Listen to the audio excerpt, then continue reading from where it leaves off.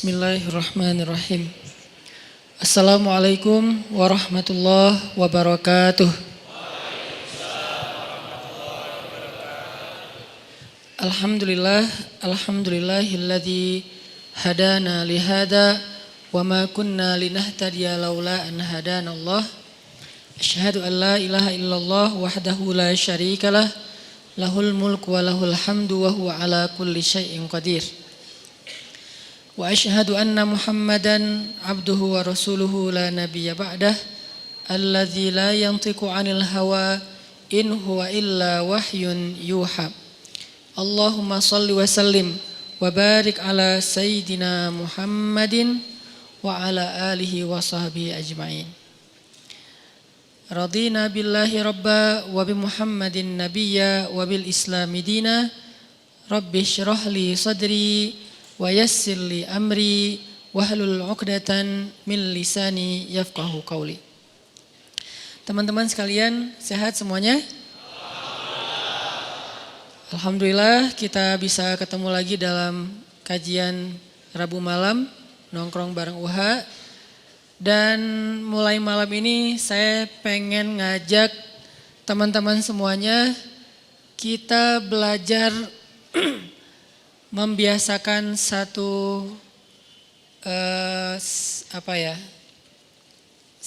teknik baru, bukan baru juga sih, satu teknik yang insya Allah baik ketika mendengar nama Nabi SAW disebutkan.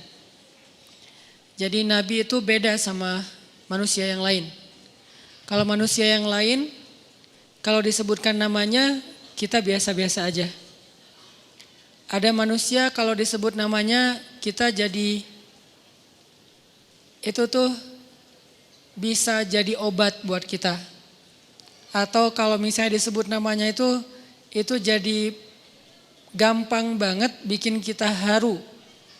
Apalagi kalau disebut namanya dalam doa, kita langsung bisa terharu dan menitikan air mata. Nama siapa? Mantan. Ibu.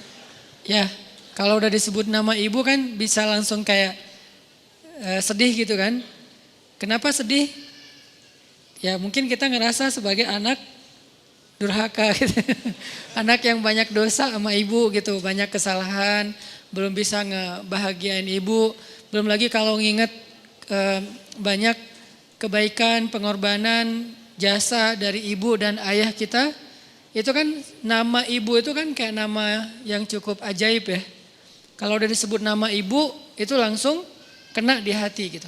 Kalau ada orang yang mencela ibu kita, langsung marah. Kalau orang yang dulu pas masih kecil saya tuh, kalau mancing temen, kita taruh barang di bawah atau kita tulis apa di lantai, ini bapak kamu nih, ini bapak kamu nih, terus diinjak-injak gitu. Udah langsung marah kan, terus dia balas juga, ini bapak kamu juga nih diinjak-injak, apalagi ibu gitu kan, anak-anak SD suka gitu tuh. Udah gak gitu ya? Beda zaman ya. Zaman saya tuh masih kayak gitu, jadi kalau udah nyinggung orang tua, itu udah mainnya udah hati, bukan lagi sekedar logika atau hal yang biasa. Beda kalau yang disinggung itu teman. Kadang-kadang ada orang yang ngomongin teman kita di depan kita, kita masih nahan. Walaupun kita tersinggung, kita gak suka, tapi kita masih bisa ngontrol ya. Tapi kalau yang diomongin ibu, udah gak bisa ngontrol. Kalau ada orang yang bicara tentang kebaikan teman di depan kita, oke, itu hal yang biasa. Kalau bicara tentang kebaikan ibu kita di depan kita, kita langsung kayak ngerasa dia orang baik banget gitu. Kita langsung akrab sama dia. Karena ibu adalah nama yang bikin kita baper banget. Nah, di atas ibu dan ayah itu harusnya ada yang lebih bikin kita baper, yaitu nama Nabi SAW. Kenapa? Karena para sahabat dulu tuh kalau ketemu Nabi bilang apa? Bi abi wa ummi bi abi wa ummi anta ya Rasulullah. Engkau lebih aku cintai daripada ayah dan ibuku ya Rasulullah. Jadi engkau lebih aku cintai daripada ayah dan ibuku. Kalau Umar bilang ke Rasul, ya Rasulullah, engkau lebih aku cintai daripada apapun kecuali diriku sendiri. Terus Nabi bilang, belum cukup wahai Umar. Terus bagaimana ya Rasul? Katakan engkau lebih mencintai aku daripada dirimu sendiri. Baru Umar mengatakan, aku lebih mencintaimu ya Rasulullah bahkan daripada diriku sendiri. Jadi kalau kata-kata itu benar di hati kita, harusnya ketika nama Nabi disebutkan, kita spontan muncul rasa yang beda. Harusnya. Dan itu jujur banget, bagian dari iman kan. Bukankah mencintai Rasul itu bagian dari iman, bahkan termasuk bagian yang penting? Mencintai Allah, mencintai Rasul, baru yang kemudian mencintai sesama manusia karena Allah. Nah, kalau kita bilang saya cinta kok ke Rasul, kayak gimana ekspresi cinta kita? Apakah cinta itu munculnya setahun lagi hanya pas 12 Rabiul Awal? Atau cinta itu muncul setiap kali nama Nabi disebutkan kita jadi kayak ada rasa apa gitu. Minimal banget kalau kita belum bisa jujur, cinta itu muncul rasa kayak rasa kangen, rasa haru, minimal rasa respect deh. Kalau respect kan masih bisa dibikin ya. Kalau haru kan kayak natural banget kan muncul dari hati. Kayak kangen kayak natural banget. Kayak nggak mungkin kita bilang kangen tapi kita nggak ngerasa kangen. Kangennya sama Rasul tapi kayak biasa-biasa aja kan, kayak munafik banget kan. Nah minimal respect deh. Kalau belum bisa sampai ke cinta berbentuk rasa rindu, kangen, cinta berbentuk rasa haru karena ngerasa perjuangan Nabi itu luar biasa, minimal respect. Jadi nama Nabi itu nggak boleh kita mendengar dan mengucapkannya biasa-biasa aja. Kita coba ada bedanya deh gitu. Misalnya saya udah membiasakan ini sekitar setahun mungkin ya. Kalau disebut nama Nabi itu terutama dalam sebutan yang resmi, Nabi Muhammad misalnya gitu kan, saya bilang sallallahu alaihi wasallam sambil, karena kan anak-anak muda itu kan kalau respect dia kayak pride gitu kan, terutama anak street lah tahu mungkin pride mereka tuh kan kayak gitu, ada kayak apa, kayak kodenya gitu, pride. Terus kalau anak-anak pantai itu gitu. Kayak ketemu sama temennya, gitu, apa kabar gitu. Tapi kayak kasih kode gitu, kalau kita bro gitu. Terus kalau mungkin anak metal apalah dulu atau ya terserah deh itu kode-kode. Tapi ke Rasulullah juga harusnya kita ada kode bahwa kita respect sama Rasul. Jadi begitu nama Nabi disebutkan, Sallallahu Alaihi Wasallam. Jadi kita biasakan itu di anak muda, biasakan itu di kita. Mudah-mudahan ini nanti akan suatu saat jadi trennya anak muda di seluruh Indonesia. Karena kan saya selalu bilang dakwah kita nih, dakwah pemuda hijrah sejak awal dibentuk, dakwah anak Bandung itu bukan bikin pesantren doang. Walaupun bikin pesantren itu keren banget, saya respect sama orang yang bikin pesantren. Karena saya gak mampu. Cuman ada yang juga dibutuhin selain bikin pesantren, yaitu bikin tren. Makanya karena saya ngerasa nggak sanggup bikin pesantren, akhirnya saya menyebarkan pesan lewat tren, sehingga namanya bukan pesantren, pesan_tren. Itu dakwah kita ya, dakwah kita itu pesan_tren. Maksudnya apa? Pesannya itu disebarkan lewat tren. Hijrah itu kan tren yang kita bikin sekitar 4 tahun terakhir sehingga jadi sesuatu yang sangat masif di Indonesia. Yang kemudian namanya tren dia bergulir sendiri, berkembang sendiri. Tapi kita munculkan itu sebagai sebuah tren. Saya mempelajari beberapa cara tools untuk membuat sebuah tren. Nah sekarang kita coba tambahin lagi nih. Tren ketika nama Nabi disebutkan, kita taruh tangan kita di dada kita atau di jantung kita. Kita niatkan ini bentuk respect saya kepada Rasulullah. Mudah-mudahan awalnya agak sedikit kesannya kayak dipaksain. Segala sesuatu kan gitu ya. Awalnya terkesan dipaksain tapi lama-lama itu ikhtiar kita untuk lebih respect sama Nabi, lebih cinta sama Nabi. Sehingga suatu saat nanti kita lihat anak muda di mana-mana kalau disebut nama Nabi mereka langsung, dan bukan gini, nunduk gitu, nunduk sallallahu alaihi wasallam. Jadi hormat gitu sama Nabi. Mesir trennya kalau ada orang yang marah, mereka bilang sallu ala nabi, berselawatlah kepada Nabi. Itu gimana pun dia marah, dia langsung minimal diam sebentar, narik nafas, terus salawat. Itu pasti. Kalau di Mesir itu yang bertengkarnya orang Muslim, Itu kalau ada yang bertengkar, humar, keledai, segala macam keluar kata-kata orang Arab kan kalau pakai nama hewan itu kan keledai. Kalau kita kan itulah ya, inisial A gitu kan. Kalau mereka kan inisial K, keledai. Buat mereka anjing hewan yang terhormat. Jadi kalau bilang anjing loh, wah makasih ya. Kalau di Mesir soalnya anjing tuh kayak cerdas, anjing tuh setia. Menurut, ya emang bukan menurut orang Arab doang. Semua orang paham itu kan, anjing itu pintar, anjing itu setia. Kita nyebutnya negatif karena najis kan. Padahal senajis-najisnya anjing, seorang perempuan yang berzina, udah tobat tapi ngasih minum anjing masuk surga kan, berarti dari sisi fikih emang dia najis sih. Tapi dari sisi moral dia kayak bahkan termasuk salah satu hewan yang masuk surga. Anjing ashabul kahfi, walaupun gak semua anjing masuk surga. Jangan kasihan tuh ahli surga. Enggak sih, anjing bukan ahli surga. Tapi ada anjing yang ahli surga, yaitu anjing ashabul kahfi. Ada onta yang ahli surga, ontanya Nabi Sholih. Nanti masuk ke dalam kategori hayawanat dzukirat fil Quran was sunnah. Nama-nama hewan yang disebutkan kisahnya di dalam Al-Quran dan sunnah. Termasuk anjing ashabul kahfi. Makanya orang Arab tuh kalau ngomong bukan anjing, apalagi tambah udah anjing pakai G lagi kan, jadi satu paket gitu kan, anjing go gitu kan. Jadi itu kan kayak Bandung banget lah itu mah. Nah kalau di Arab udah aja keledai sama go juga, tapi bahasa Arabnya jahil. Yahmar, jahil tuh kayak samalah kayak kita. Nah lagi marah-marah nih, humar, keledai segala macam.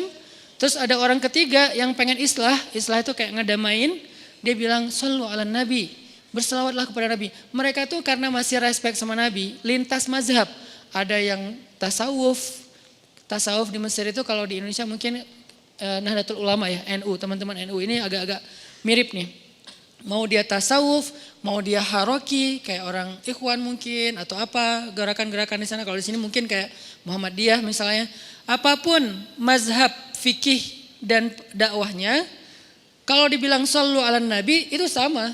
Udah, gue sholawatnya enggak gini, enggak, sama aja. Udah pokoknya sholawat. Mau sholawatnya pakai sayyidina, mau sholawatnya enggak pakai sayyidina, itu enggak disoal. Shollu ala nabi, sallallahu alaihi sayyidina Muhammad. Enggak gitu caranya, enggak gitu kan. Ngapain juga dirame-ramein caranya. Yang penting sallallahu alaihi wasallam, mau sayyidina atau enggak sayyidina. Yang jelas ada satu hal yang saya lihat orang Mesir itu sisi positifnya. Kita nggak mau ngobrolin sisi negatif karena semua orang pasti punya, semua culture pasti punya. Positifnya tuh orang Mesir, gimana pun dia nggak sholat, kalau sama Nabi tuh dia respect. Gimana pun dia nggak sholat, kan nggak semua orang Arab juga sholat kan. Ada yang di Masjidil Haram aja ada yang nggak sholat, pas orang lagi sholat kan siapa? Askar kan, petugas gitu. Dia malah berdiri depan Ka'bah, sholat depan dia tuh gini-gini. Kenapa dia nggak sholat? Ya askar, lagi tugas.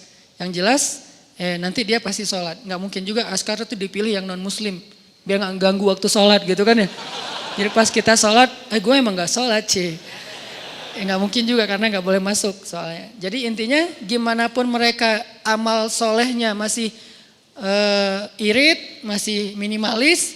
Tapi kalau sama Nabi mereka respect. Jadi kalau udah dibilang shollu ala nabi, diam sebentar, sallallahu alaihi wasallam. Ya Umar, mulai lagi.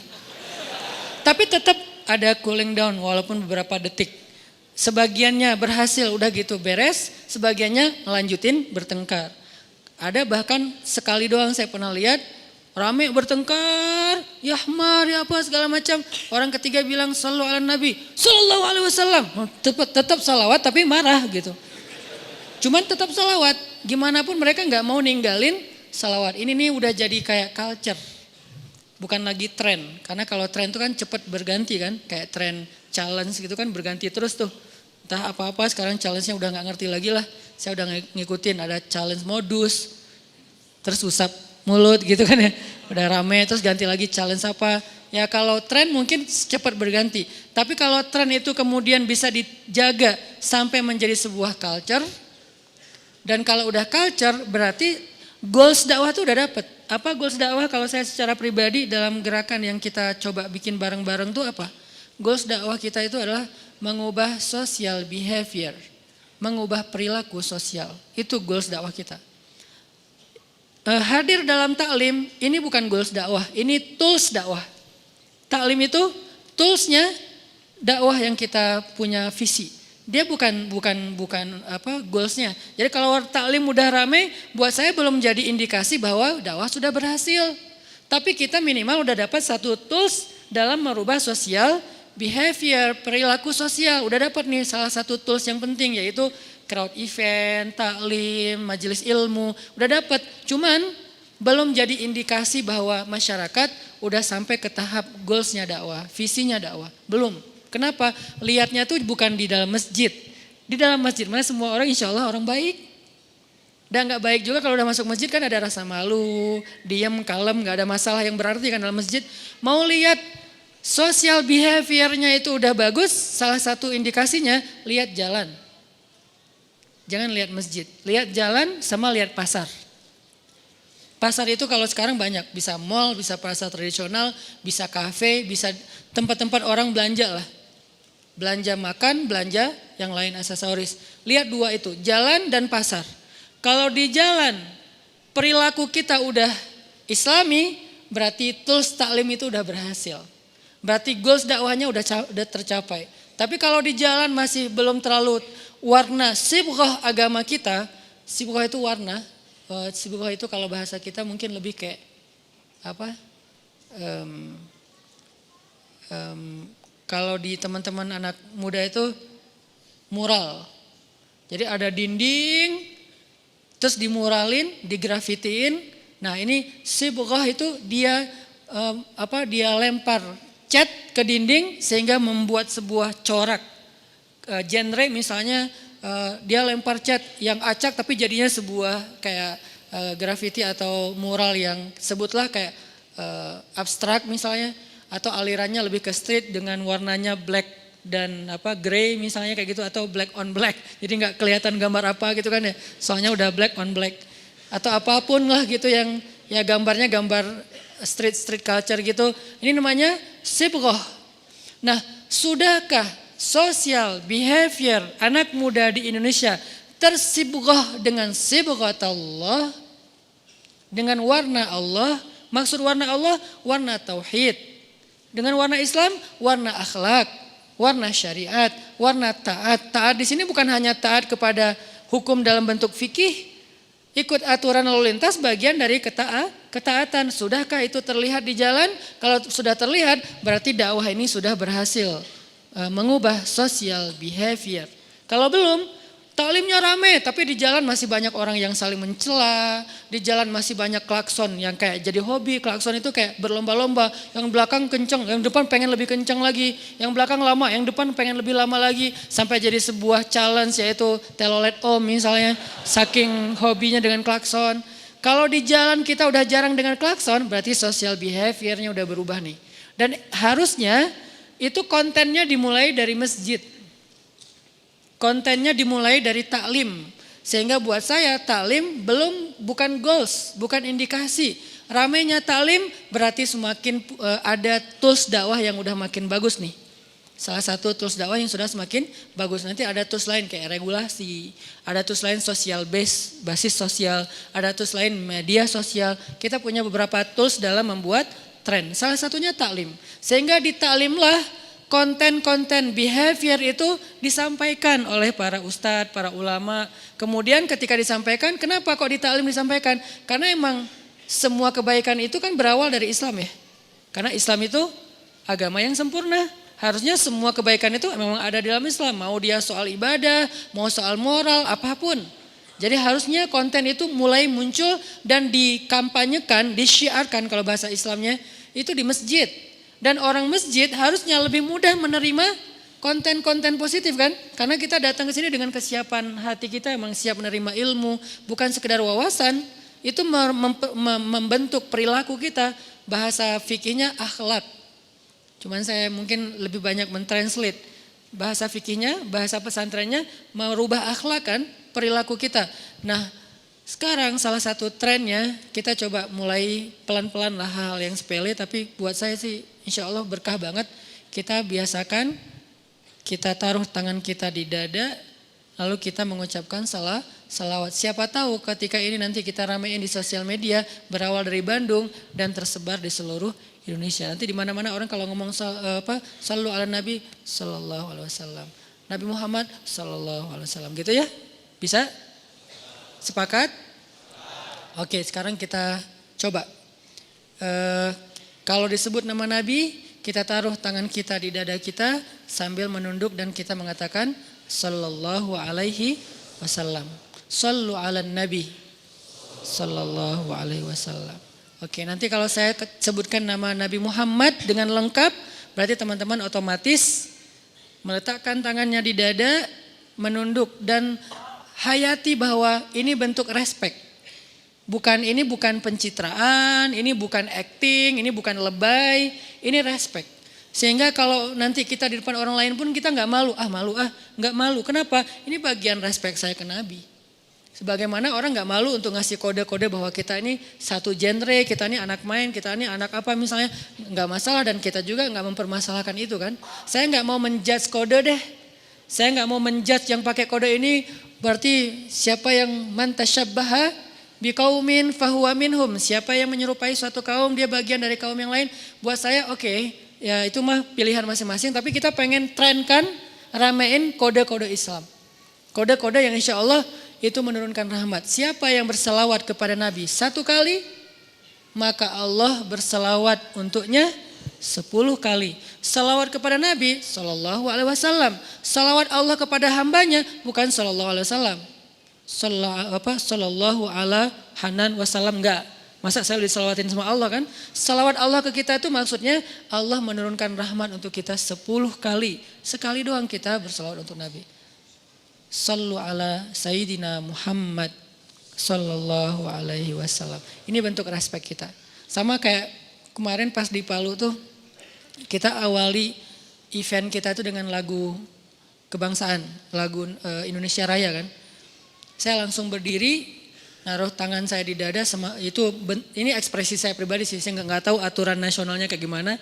Ekspresi saya sih, saya ketika mendengar lagu Indonesia Raya dinyanyikan itu bukan hanya lagunya. Saya ngebayangin lagu ini tuh hasil perjuangan pahlawan kita lebih dari 350 tahun. Sampai akhirnya lagu ini bisa dinyanyikan dengan bangga tanpa rasa ancaman. Dan itu ekspresi bahwa kita udah merdeka.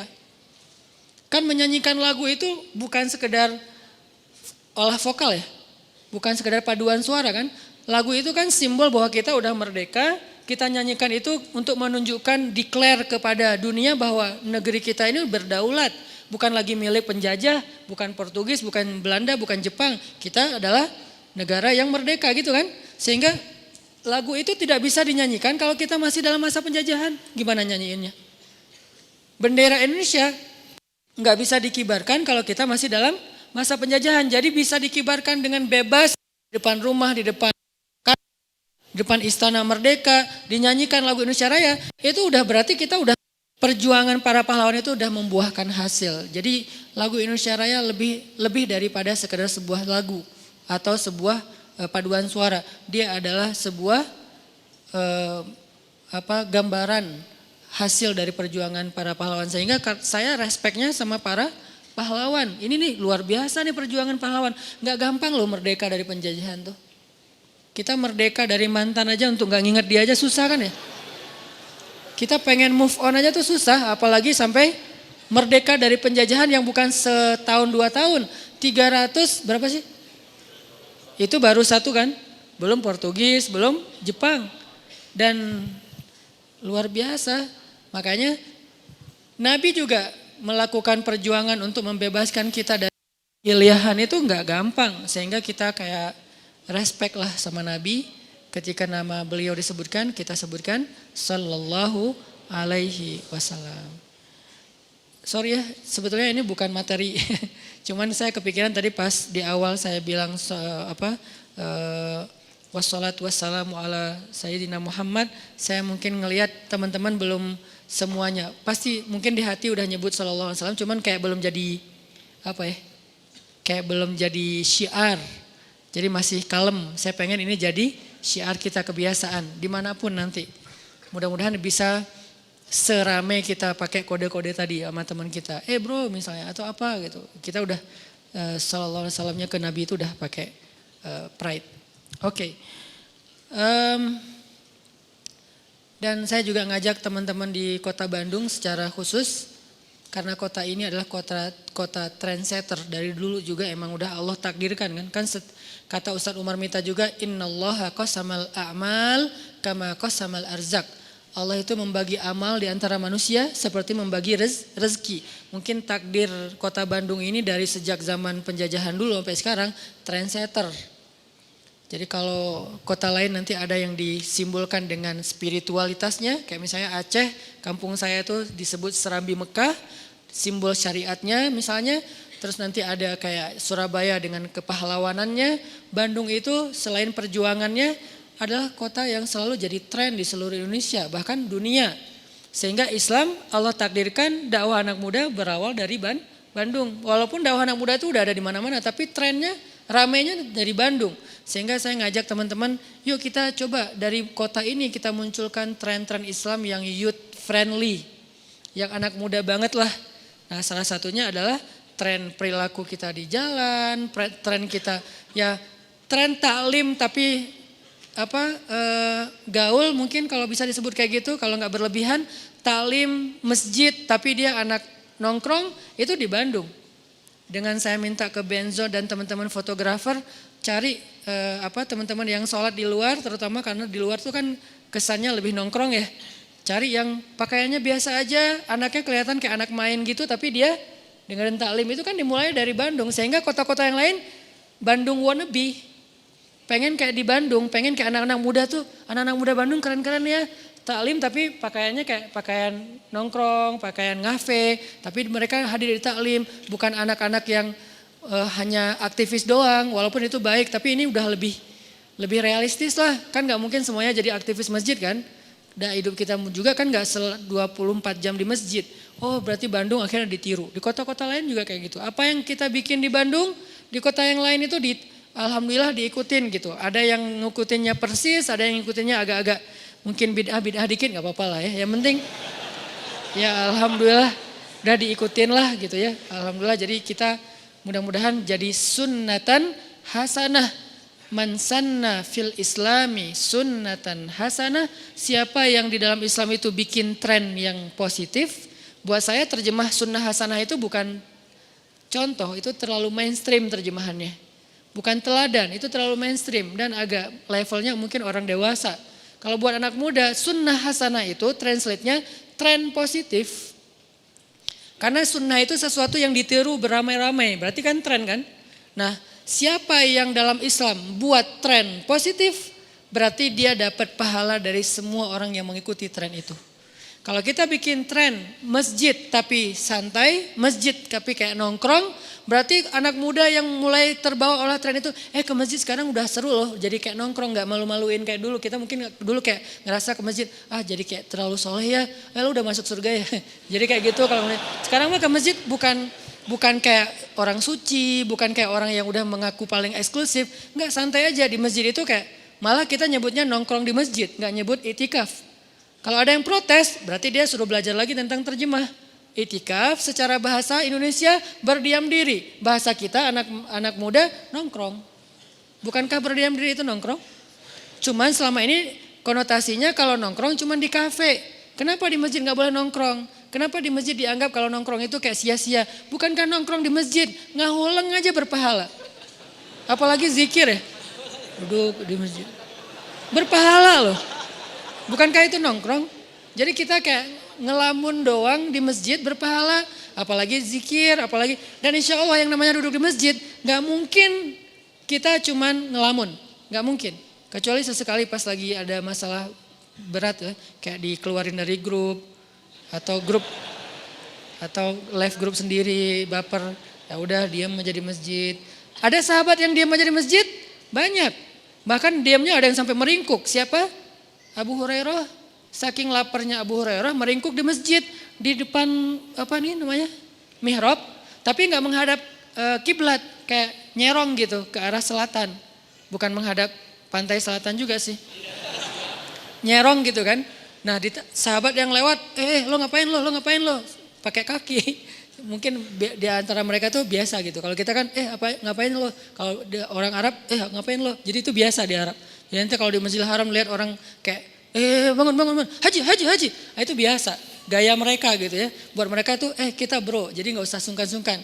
Kemarin ada hashtag baru antara kita para Ustadz Nusantara. Hashtagnya apa? Jangan terlalu akhlak. Kenapa? Karena Ustadz kalau ketemu kan saling sungkan ya. Silakan Ustadz duluan. Akhirnya nggak makan-makan. Kita udah lapar masih sungkan-sungkanan. Ustadz aja. Ustadz Salim ke saya, Ustadz Hanan dulu yang baru datang. Saya juga ke Habib. Habib dulu, saya bukan Habib. Akhirnya udah kita nggak usah gini-gini amat deh. Ya udah kita jangan terlalu akhlak ya. Oh ya udah jangan terlalu akhlak. Ya makan. Wah udah ternyata jangan terlalu akhlak itu bagus gitu. Kalau di antara ustadz ya, kalau di antara mungkin kalau kita baru belajar malah, kata ustadz jangan terlalu akhlak ke orang tua gitu. Mah jangan sih. Di kita tuh ada hashtag baru, jangan terlalu akhlak tuh biar kita nggak sungkan-sungkanan. Udah santai aja lah gitu. Azan ya? Oke, maksudnya kita coba deh dari kota Bandung ini bareng-bareng karena pemuda hijrah itu bukan hanya sebuah tools juga, bukan pemuda hijrah yang bikin tren, pastinya kita beramai-ramai. Tren itu nggak akan jadi kalau hanya sekedar wacana, sekedar gagasan. Tren itu baru jadi ketika kita ramein dan yang meramaikan itu kita bareng-bareng. Kita bikin dari Bandung ini banyak tren-tren sunnatan hasanah. Kebayang nongkrong di masjid tren. Akhirnya semua anak muda yang nongkrong, yang udah mulai seneng nongkrong di masjid, di taklim seluruh Indonesia, satu kali event ada 20 ribu, 25 ribu, 30 ribu, itu kita ke bagian pahala loh. Dan pahalanya tuh utuh, bukan 20 ribu dibagi kita rame-rame, enggak. 20 ribu dikasih ke satu orang dan semua orang dapat bagian yang sama segede itu. Kan gede banget kan pahala tren tuh, makanya jangan remehin sunnah hasanah itu. Kita nggak perlu ilmu untuk presentasi, untuk ceramah. Cukup kita jadi bagian dalam sebuah tren lalu diikuti oleh orang lain. Apalagi kalau kita itu bisa sama-sama improve lewat sosial media, insya Allah siapa yang meniru kita dapat pahala. Buat saya kebahagiaan dalam dakwah hijrah ini, ketika hijrah udah jadi sebuah tren di seluruh Indonesia, saya berharap siapapun yang kemudian dapat hidayah, hijrah nggak lagi minum, hijrah nggak lagi riba, hijrah nggak lagi macam-macam bikin dosa, tapi dia tetap main, tetap fun, tetap gaul. Mudah-mudahan saya berharap saya, teman-teman dan kita semua yang terlibat di dalam tren hijrah ini dapat pahala dari proses hijrah dia. Kata Nabi, satu orang yang Allah kasih hidayah lewat kamu, itu lebih baik daripada dunia dan seisinya. Satu orang yang Allah kasih hidayah lewat kita. Lewat kita itu berarti kan kita jadi bagian dari proses itu kan. Itu lebih baik daripada dunia dan seisinya. Artinya lebih baik daripada kita dikasih emas Papua, dikasih minyak Timur Tengah, dikasih istri paling cantik Miss Universe. Ya bisa gak ya dibayangin gitu. Lebih baik daripada dikasih semua itu. Kalau yang buat cewek lebih baik daripada dikasih seorang cowok imam atau suami yang kayak pangeran mana misalnya, pangeran dari kerajaan mana gitu kan ya. Narnia kayak atau apa gitu misalnya. Itu lebih baik. Mana yang lebih baik? Satu orang dikasih hidayah lewat kamu. Khairul laka min humurin ni'am. Lebih baik bagi kamu daripada nikmat dunia dan seisinya. Karena di luar agak hujan, jadi kita azan dulu breaknya, tapi sholatnya ditakhirkan ya. Baik teman-teman yang dirahmati Allah Subhanahu Wa Taala, kita masuk kepada materi. Dari maghrib sampai isya prolog. Tapi itu sekedar juga ngasih semangat buat teman-teman ya. Karena emang dakwah kita dari awal, saya buat pemuda hijrah itu saya memang belum terpikir mampu untuk bikin pesantren. Lagian kayak gak punya bakat jadi kiai ya. Kalau dari kecil tuh saya belum pernah kebayang akan jadi kiai sebuah pondok. Karena pertama emang mungkin belum soleh. Kedua kayak bukan passionnya gitu. Malah saya memang tinggal di pondok 6 tahun. Tapi begitu keluar merdeka gitu. Jadi tinggal di pondok tapi kayak oh iya ya pengen ya mungkin bagian dari proses pendewasaan diri harus dipondokin kali ya. Karena kalau enggak dipondokin ke Bayang mungkin gak terjaga, mungkin udah banyak dosa. Untung di pondok, akhirnya jadi alhamdulillah habis di pondok langsung ke Mesir. Di Mesir gimana pun Parisnya Kairo itu ya tetap aja di Arab. Orang bilang Kairo itu Parisnya Timur Tengah, ya untuk ukuran Timur Tengah itu udah Paris. Tapi untuk ukuran Paris Van Java, ya cetek lah, gak ada apa-apanya. Itu Mesir teh. Jadi masih kejaga lah, alhamdulillah gara-gara itu. Jadi saya gak kepikiran, apalagi pengen merubah Indonesia. Dengan bikin pesantren gak cukup. Berapa besar pesantren untuk bisa menyantrinya 200 juta anak muda. Kalau 2020 bonus demografi 70% penduduk Indonesia itu anak muda, berarti lebih dari 100 juta penduduk Indonesia itu youth, anak muda. Gimana kita bikin pesantren, santrinya 100 juta? Kan gak ada kan? Paling banyak juga kayak rata-rata pesantren gede itu di Jawa Timur atau Jawa Barat yang bagian kabupaten 10.000, 20.000 santrinya. Gak sampai sejuta, apalagi 100 juta pesantren. Mana yang santrinya 100 juta? Gak mungkin. Kalau buat saya pesantren itu adalah tempat mencetak kader-kader ulama. Tapi masyarakat umum gak bisa dirubah hanya dengan membuat pesantren. Walaupun pesantren penting banget, harus ada tambahan. Apa? Tadi pesan underscore tren. Bukan pesantren, tapi pesan underscore tren. Pesannya dibikin jadi tren. Itu yang kita terus berusaha. Kenapa saya ngejar followers? Biar gede sosial media. Karena sosial media salah satu toolsnya tren. Kenapa kita coba deketin teman-teman selebgram, kita bentuk teman-teman yang selebriti yang udah hijrah jadi musyawarah misalnya, kemudian kita coba arahkan mereka jadi salah satu brand ambasadornya di beberapa segmen, walaupun gak bisa semuanya. Terus kita bentuk lagi beberapa, kayak kemarin kita coba kerjasama dengan teman-teman Sapma Pemuda Pancasila, pas di Palu tujuannya apa? Itu salah satu tools tren itu adalah social base, basis sosial. Dan itu harus kuat. Sehingga ketika banyak basis sosial yang bisa bareng dengan kita ikut membangun Indonesia lewat dakwah, siapa tahu nanti ketika konten itu dikeluarkan dari masjid, kan produsen konten itu masjid harusnya ya. Produsen konten tren harusnya masjid. Begitu produk tren itu dimunculkan di atas mimbar para ulama, langsung diramein di antara komunitas, di antara sosial basis sosial. Kayak misalnya sekarang kita coba dekat sama teman-teman anak mobil misalnya. Anak modif, anak komunitas mobil jenis tertentu. Kenapa? Kita pengen nanti dengan mereka yang udah memang di bidangnya, di dunianya, kita munculkan tren behaviornya di jalan. Yang kalau dilihat dari sisi Islam, banyak banget hadis-hadis tentang etika di jalan. Nabi itu orang yang paling baik etikanya di jalan. Salah satunya apa? Hadis etika di jalan ketika kita telat ke masjid. Kalau kalian telat ke masjid artinya masbuk. Kalian mendengar dari kejauhan sudah iqamah, artinya sudah mulai sholat. Maka janganlah kalian lari. Lari kalau diterjemahkan secara mainstream, lari pakai kaki kan? Tapi kalau terjemahannya konteks sekarang, lari dengan kendaraan. Saya pernah ngalamin soalnya dan itu gak bagus. Gara-gara kita ngejar pengen dapat rakaat pertama, ngebut. Lalu lintas itu dilanggar. Kalau perlu karena kita punya acara tertentu pakai patwal. Padahal kita bukan yang masuk dalam secara regulasi yang berhak pakai patwal dan boleh melanggar. Oke pakai patwal tapi jangan ngelewatin lampu merah kan. Saya pernah kayak gitu dalam sebuah event di salah satu kota. Rundownnya saya jadi imam salat isya. Cuman qadarullahnya waktu itu pesawatnya delay. Akhirnya saya telat sekitar setengah jam. Saya landing di bandara pas azan isya. Saya landing pas azan isya. Jarak dari bandara ke venue, ke lokasi acara itu, waktu itu crowd event lumayan ramai juga. Itu kalau normal di jam segitu nggak pakai patwal sekitar 45 menit. Kalau tengah malam 20 menit.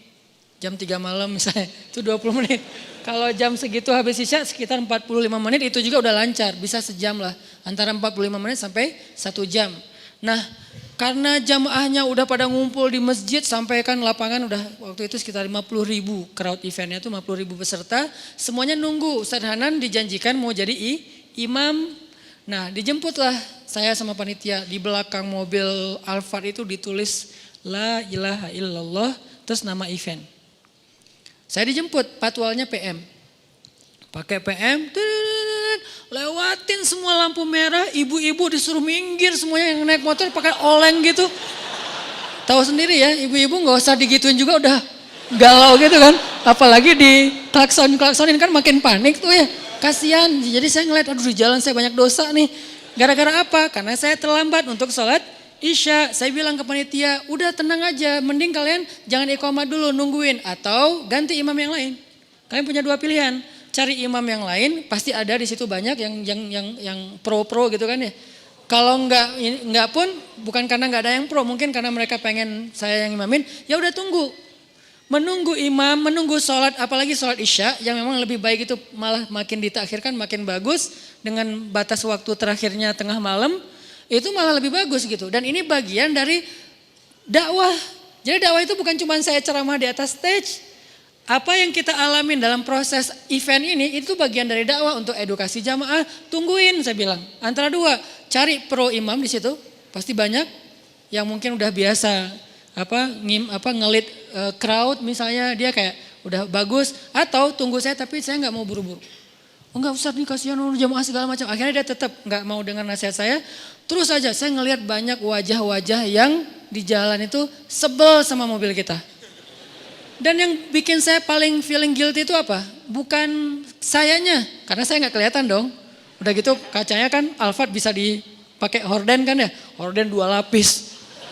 Biar nggak kelihatan gitu. Pasti nggak tahu kalau itu di dalamnya saya. Kalau nggak pasti unfollow rame-rame tuh. Kegeeran. Jadi nggak tahu sayanya. Yang saya feeling guilty banget itu bukan sayanya. Di belakang itu ada tulisan La ilaha illallah. Membawa tulisan ini bukan sekedar gaya-gayaan. Ini amanah. Karena kalimat ini kalimat mulia. Jangan dihinakan dengan perilaku kita. Makanya teman-teman yang senang pakai simbol ini di belakang mobil, di motor, berarti ada tanggung jawab lebih yang pakai kalimat ini dibandingkan yang nggak pakai. Bukan berarti kalau gitu dicopot aja Ustadz. Ya terserah, itu mah pilihan ya. Kan nggak ada paksaan pakai, juga nggak ada anjuran mencopot kan, terserah. Cuman kalau saya masih malu pakai itu di luar. Kenapa? Bukan bab syiarnya. Bab saya takut nanti melanggar. Saya kalau pakai itu dalam nuansa prestasi. Misalnya di Samarinda. Kita bikin crowd event, rame, bagus acaranya.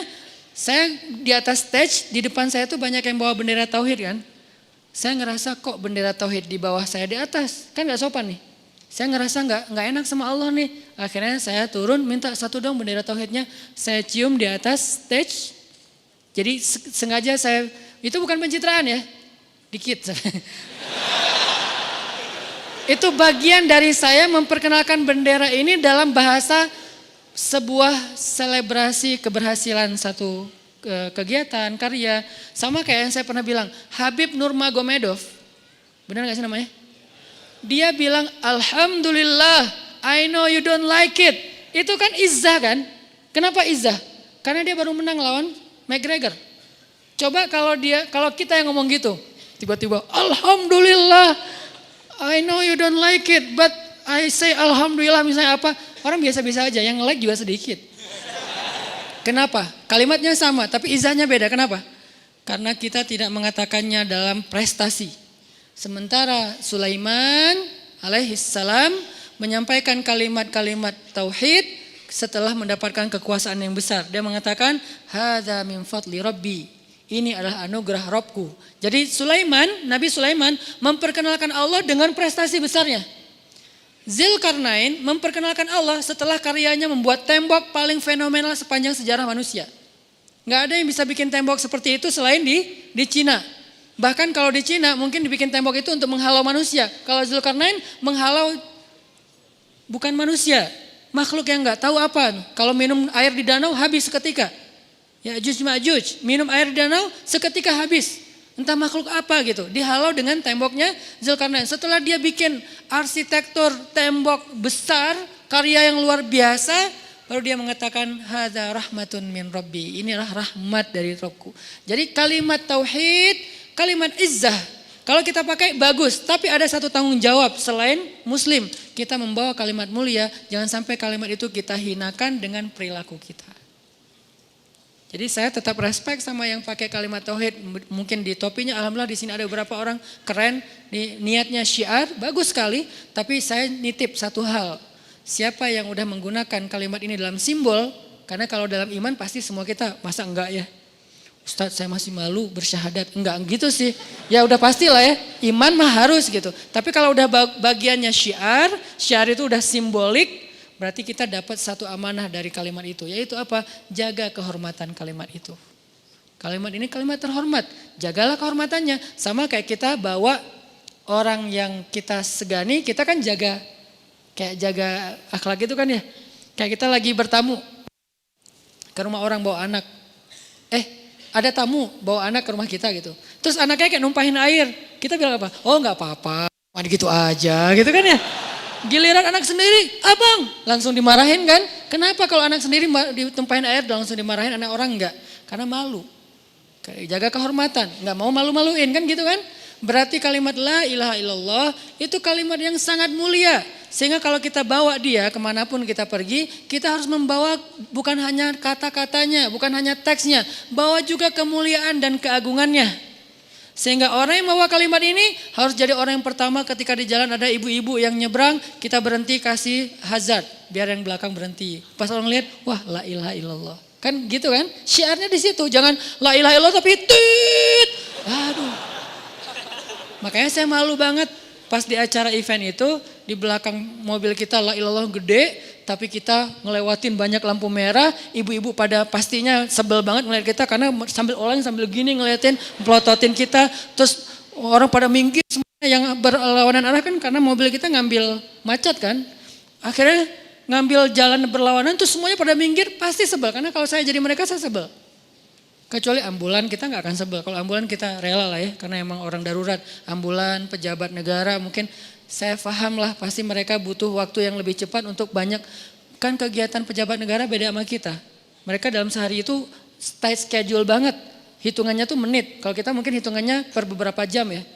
Kalau mereka per menit gitu kan, menit ini ketemu ini, menit ini, ya oke lah kita berdamai. Tapi kalau ini apa nih, siapa nih? Kok gitu-gitu amat? Akhirnya kita kan kayak sebel gitu kan ya. Walaupun kadang-kadang buat teman-teman yang touring saya baru tahu kemarin dari anak mobil. Ustadz kalau touring itu kalau kita nggak pakai patwal malah bikin macet. Akhirnya terpaksa kita pakai patwal biar nggak bikin macet. Jadi itu tujuannya. Kita apalagi misalnya mobil. 20 mobil itu udah pasti bikin macet. Apalagi sampai lebih 20 mobil nggak pakai patwal. Wah bisa ngerusak apa di mana-mana macet nih. Akhirnya kita pakai patwal supaya nggak macetin orang. Oke, walaupun ngagetin sih. Nah makanya beberapa tempat saya pernah dulu tuh dikawal sama teman-teman motor gede gitu kan. Vum. Saya bilang, aduh jangan gitu. Atau kalau gitu pun saya bilang ke supirnya, gak usah ikutin, biar aja mereka duluan. Akhirnya motornya duluan, kita ketinggalan di belakang. Motor vum, mana nih ustadznya nih, nungguin. Pas di pom bensin nungguin, kita datang, oh udah ustadz yuk kita kawal lagi. Vum, rame, aduh malu banget sih. Karena kita pakai spanduk, tablik akbar, kebayang gak sih? Tablik akbar, tapi gitu. Terus uswatun hasanah apa yang kita tampilkan? Apa cuma narasi doang dakwah teh? Islam itu apakah cuma ceramah doang? Bukankah harusnya akhlak? Mending gak usah ceramah tapi di jalan kita tertib. Pulang lagi nih ke bandara. Keluar bandara ikutin. Pakai patwal gak apa-apalah biar aman ya. Lagian kegeeran siapa juga yang mau nyakitin saya gitu kan. Saya bukan ustadz kontroversi. Nggak ada yang nyakitin, tapi ya mungkin SOP panitia lah ya, udah pakai patwal. Tapi lampu merah. Kemarin di Palu tuh gitu, alhamdulillah. Saya bilang ke teman-teman sama lampu merah berhenti ya, udah langsung dikontak. Komandan maaf, Ustadz mintanya kalau lampu merah tetap berhenti. Oh iya, akhirnya mobil polisinya lampu merah kita berhenti. Dan nggak pakai sirine, cuman lampu kerlap-kelip. Untung nggak gini-gini gitu. Lampu kerlap-kelip, udah berhenti aja di lampu merah gitu. Jalan lagi, berhenti lagi. Jadi kayak ya sekedar siapa tahu karena lihat mobil polisi kan pasti orang agak minggir ya. Cuman gak maksa kan minggirnya, minggir dengan kerelaan hati. Terus polisinya juga baik, maaf kasih jalan, ya terima kasih. Ini ada polisi yang bisa ngomong kayak gitu, terima kasih. Jadi orang kayak rela, saya juga pernah gituin, makasih, oh ya pak. Kayak bangga gitu disapa polisi kan. Malah polisi gak tahu juga siapa yang nyetir, pokoknya udah kayak ngerasa rela aja gitu. Tapi waktu itu saya ngerasa feeling guilty, kok gini ya ada la ilaha illallah. Tapi ngelewatin lampu merah sampai ke venue.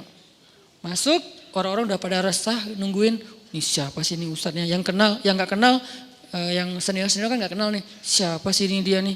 Jangan-jangan udah kita tunggu lama, ngimaminnya nggak enak, cie. Sombong gitu kan. Wah, saya datang langsung ngimamin. Mana mic, cek sound, cie. Cek, ya, oke. Komat aja, tapi saya udah nggak tenang. Kenapa? Saya sholat setelah bikin banyak orang sebel. Dan hati-hati, doa orang yang terzolimi diijabah. Kan terzolimi itu di jalan. Ini apa lagi nih, ntar gimana nih. Benar, saya ngerasa kayak perform saya malam itu gak maksimal. 50.000 crowd tapi performnya gak maksimal. Ada sound mati di pojok sana.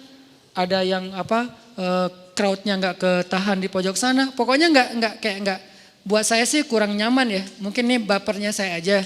Nah ini harus kita perhatikan teman-teman. Ini nih yang disebut dengan kayak dakwah yang sebenarnya itu adalah perilaku sosial. Jadi buat saya gimana mengubah ini semuanya? Gak cukup dengan bikin pesantren, walaupun itu penting untuk mengkadar ulama.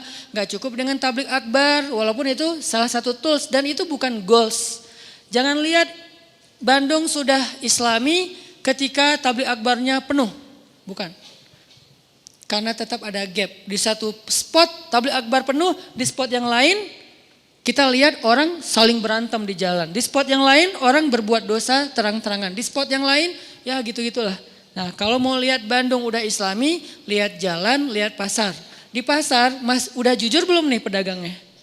Karena pedagang yang gak jujur, maka balasan Allah itu salah satunya apa? Allah tahan air hujan. Kalaupun Allah turunkan air hujan, itu bukan untuk manusia, untuk ternak-ternak yang membutuhkan air. Jadi kita kedapatan air itu gara-gara ternak.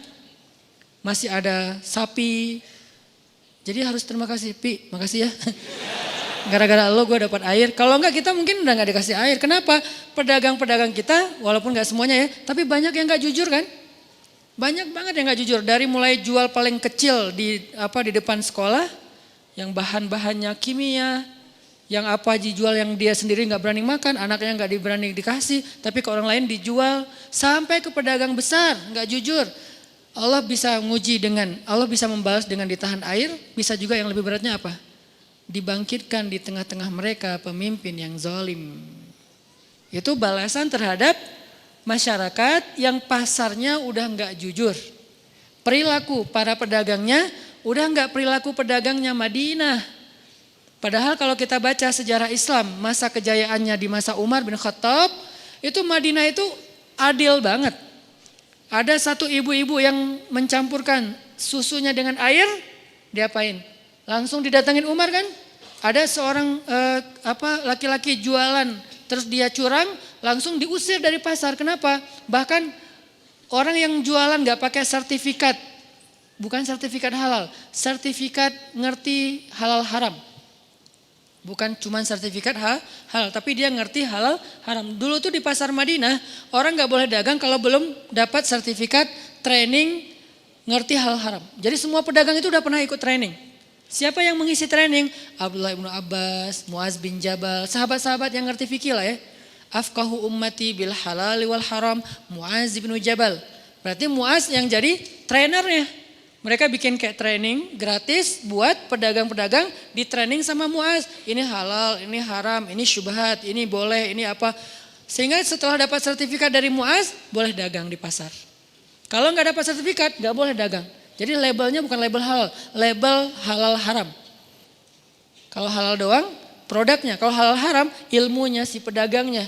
Nah ini pasar. Sehingga akhirnya yang dibangkitkan di tengah-tengah mereka pemimpinnya sekelas Utsman bin Affan, Ali bin Abi Thalib, Hasan bin Ali bin Abi Thalib, kemudian nanti Muawiyah, kemudian nanti sampai Umar bin Abdul Aziz. Kenapa dibangkitkan pemimpin-pemimpin yang adil di tengah mereka? Karena pedagangannya adil. Adil ini kalau bahasa saya fair. Jadi bukan pedagang yang ikhlas ya. Karena kalau pedagang ikhlas jadi gak dagang kan. Gak apa-apa bu, gak usah dibayar. Ya gak mungkin juga kan. Masa pedagang ikhlas? Jadi pedagang yang fair. Fair di sini dia cari untung, iya. Masa dagang gak nyari untung? Cuman dia ngasih manfaat. Jangan nyari untung tapi ngasih kerugian. Kalau dia nyari untung kasih orang manfaat supaya sama-sama ridho. Tapi kalau dia nyari untung ngasih orang kerugian yang tanpa dia sadari, berarti ini gak fair, gak adil lagi nih. Kalau udah gak adil gak takwa. Kalau gak takwa Allah gak suka. Bukankah i'dilu huwa aqrabu lit taqwa? Ini perilaku. Jadi lihat jalan, lihat pasar. Gimana cara kita mengubah itu? Salah satunya dengan kita belajar bareng di masjid, konten-konten itu, behavior tadi itu dibangun, disebarkan, dimunculkan di masjid, lalu disebarkan lewat tren antara kita. Yuk kita sama-sama jaga perilaku kita di jalan. Yang udah ikut taklim, apalagi mungkin udah ada simbol-simbol atau udah ada pakaian yang khas taklim gitu. Atau nggak ada itu pun tetap namanya manusia dan namanya muslim ya. Tapi apalagi kalau udah ada simbol di jalan tuh kita harus jaga banget. Harus ada haya, rasa malu. Malu kalau melanggar ketahuan mau ke TSB, kajian Rabu malam. Melanggar. Misalnya di sini nggak boleh U-turn, ya jangan. Walaupun orang melakukan.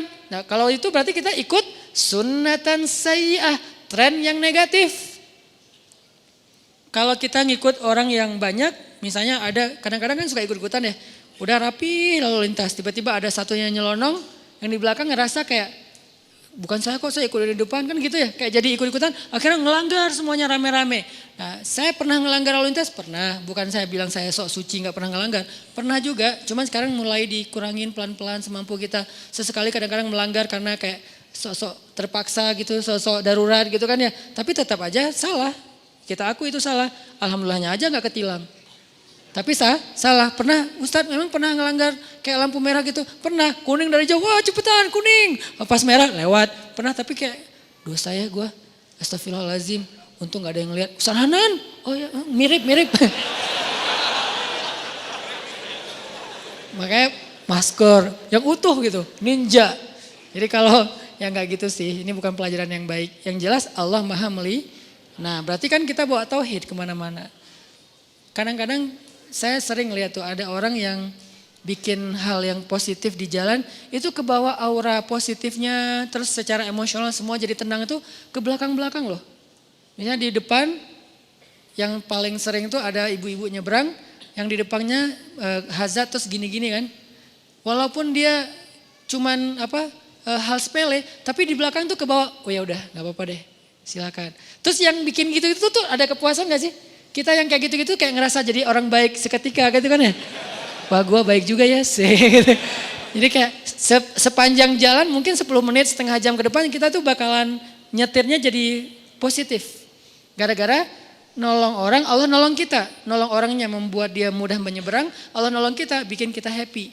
Happiness dari kebaikan kan. Siapa yang berbuat baik kan dapat tuma'ninatul qalb, dapat ketenangan hati. Jadi kita kayak ngerasa, wes alhamdulillah jalan lagi. Siapa lagi ada, wah tolongin lagi gitu ya. Tolongin, ya siapa aja deh tapi jangan nyari-nyari masalah. Ibu ada masalah sih kasih tahu saya. Enggak, orang bukan mau nyebrang juga lagi nungguin angkot kan ya. Ngapain ibu nyebrang dong. Enggak saya enggak nyebrang kan saya udah nungguin dari tadi. Jangan maksa. Kayak senyum pas berpapasan sama orang lain. Kebayang pas dia melototin kita senyumin pasti dia malu. Malu pasti. Paling ringan dia malunya tutup kaca pergi. Atau dia tadi melotot terus tadi melotot tiba-tiba senyum. Berarti kan kita udah merubah orang kan? Nggak pakai kata-kata loh. Dan itu harus kayak ya dibiasain aja semampu kita. Jangan menganggap Hanan itu udah suci ya. Nanti ketemu di jalan, Ustadz, kemarin Ustadz yang ngajarin. Ya mungkin waktu itu pas saya lagi khilaf. Masa Ustadz nggak boleh salah kan ya? Nabi kalau keliru terus nggak jadi Nabi lagi kan enggak. Ustadz nggak mau panggil Ustadz lagi loh. Ya nggak apa-apa sih, manggil Gus aja, sama aja. Atau manggil Habib, bahaya dosa. Nabi pernah keliru, tapi bukan berarti, katanya Nabi tapi kok keliru. Ya manusia, tapi berusaha memperbaiki lagi. Cuman kalau Nabi beda sama kita nggak berbuat dosa, bukan salah, keliru. Kalau salah sengaja, kalau keliru maksudnya baik tapi ternyata Allah nggak ridho, Allah pengennya yang lain. Oh berarti keliru. Kayak Nabi nongkrong bareng sahabat miskin, terus Nabi bangun duluan karena pengen ngeladenin orang kafir Quraisy yang kaya. Allah nggak ridho, kata Allah, tetaplah kamu bersama orang-orang yang banyak mengingat Allah. Janganlah kamu berdiri sebelum mereka berdiri. Oh keliru gitu-gitu. Jadi perilakulah yang jelas. Salah satu ayat yang Allah muji-muji Nabi itu bukan ibadahnya. Coba mungkin saya hafalannya nggak bagus ya. Ada nggak sih ayat bahwa Nabi itu dipuji oleh Allah karena ahli ibadah yang luar biasa? Mungkin ada, tapi bahasanya sampai ada kata azim nggak? Nggak ada. Ada pujian dalam bentuk kata abdun. Subhanalladzi asra bi'abdihi. Berarti Nabi Muhammad itu ahli ibadah. Cuman gak sampai bilang azim. Yang dibilang azim apa? Wa innaka la'ala khuluqin azim. Engkau benar-benar memiliki khuluq. Khuluq itu behavior, khuluq itu attitude, azim. Azim itu berarti dalam segala hal. Kepada siapapun. Bahkan saking azimnya kepada musuh aja akhlaknya baik. Apalagi kepada teman, apalagi kepada keluarga. Nah kita kadang-kadang saking lemahnya kita, kadang kepada keluarga aja belum baik. Apalagi kepada orang lain, apalagi ngomongin kepada orang yang berbeda. Bukan musuh, cuman berbeda. Beda hashtag, udah gak bisa baik. Berarti kan belum azim ya. Ya gak apa-apa beda hashtag, yang satu, yang satu dua. Ya terserah, yang penting kita jaga akhlak. Jangan sampai gara-gara beda hashtag langsung pakai celaan, langsung pakai hinaan. Kalau kita dihina Ustadz, jangan dibalas. Bukankah Allah yang bilang, idfa billati hiya ahsan, balaslah dengan yang lebih baik, sehingga fa idza bainaka wa baina adawah ka'annahum waliyun hamim. Di antara kamu dengan orang-orang yang memusuhi kamu itu tiba-tiba menjadi waliyun hamim, malah dia yang belain kita. Ini akhlak, ini tren, dan dimulai dari kota Bandung. Siap insya Allah? Jadi dimulai dari masjid, kemudian kota Bandung. Bandung ini jadi beranda kebaikan di seluruh Indonesia. Jadi teras kebaikan di seluruh Indonesia. Dari teras Bandung ini nanti akan tersebar di setiap pojok-pojok negeri di seluruh Indonesia. Dimulai dari anak-anak Bandung. Saya percaya itu karena emang takdir kota Bandung dan warganya adalah mudah-mudahan jadi trendsetter atau sunnatan hasanah. Orang yang diikuti, qudwah dalam kebaikan. Ini nih yang saya sebut pesan underscore trend. Behaviornya yang kita rubah. Mungkin materi malam ini ditunda ya.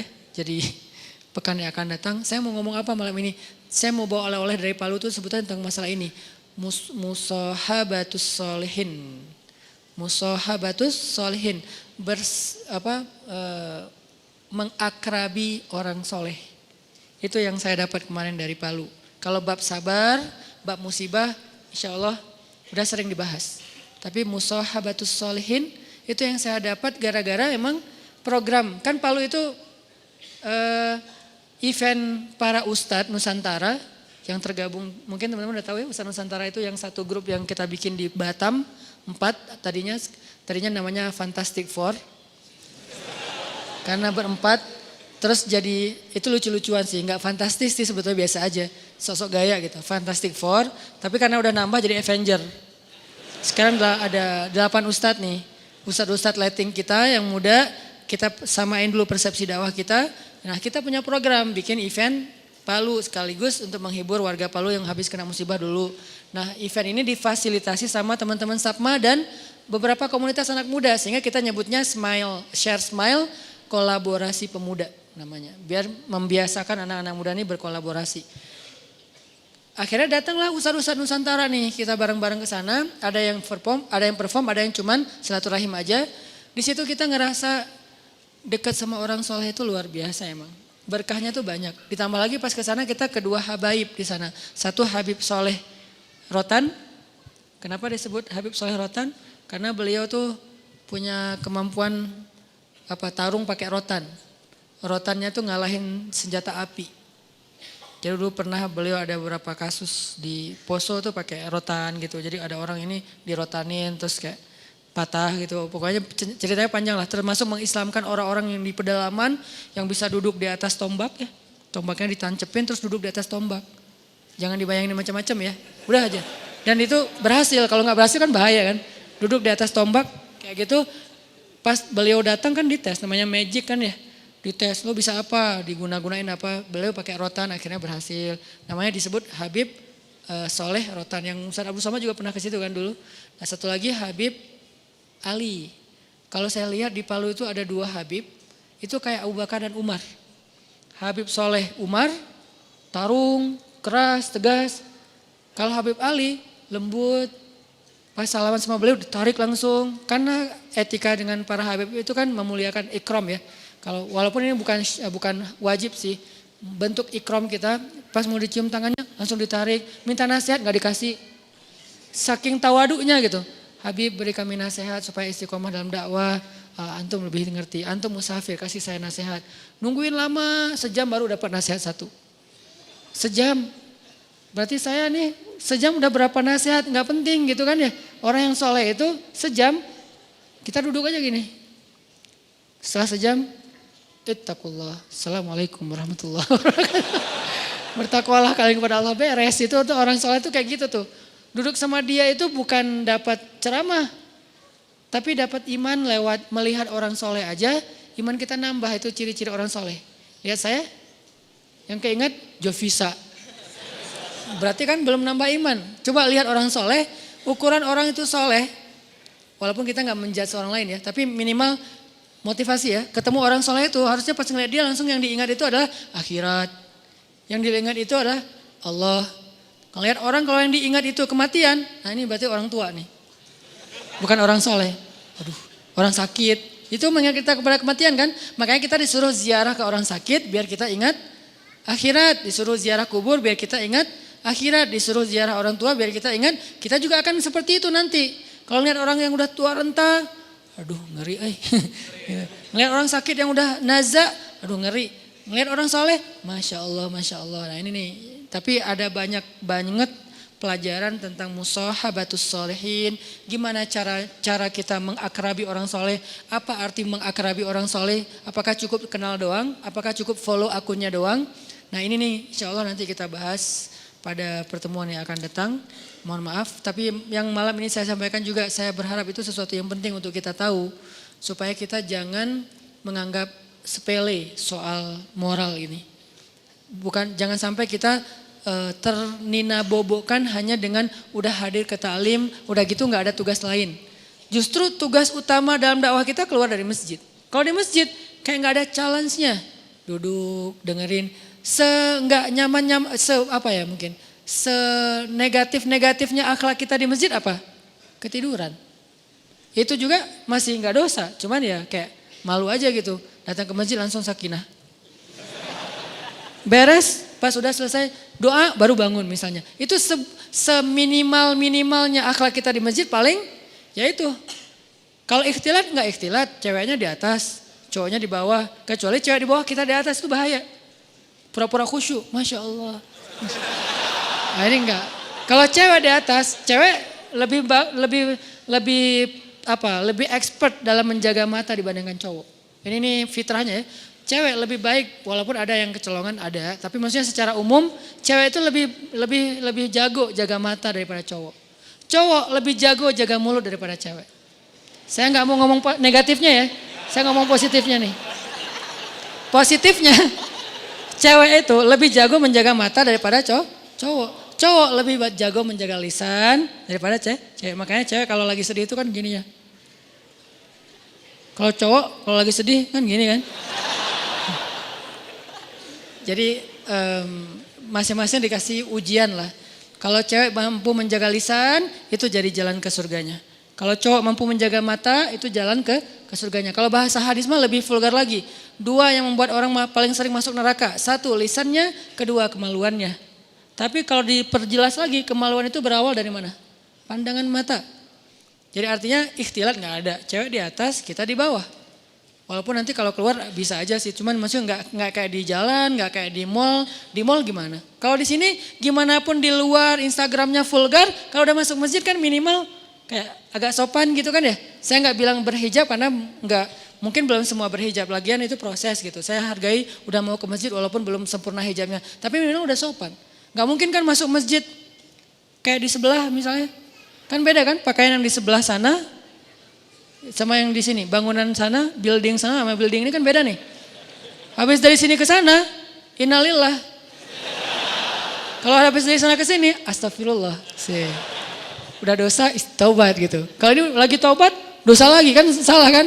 Jadi kayak beda. Nah coba lihat, kalau lihat perilakunya gimana di jalan sama di mall atau di pasar. Kita bisa nggak nih, keluar dari masjid baru kita tunjukin, saya udah taklim. Jangan, saya lagi taklim. Jadi kalau kayak update status lagi di mana? Taklim. Itu belum udah baik tapi belum sempurna. Mau sempurna, pulang dari taklim, bantu orang di jalan. Pulang dari taklim kan bahasa paling sederhana itu memindahkan duri dari jalan kan. Itu paling sederhana, tapi terjemahnya tuh luas banget loh. Jangan nyari duri, Ustaz gak ada duri, adanya batu. Ya, batu itu bagian dari duri, jangan cari duri di Indonesia mah. Duri udah gak ada di jalan, soalnya udah aspal.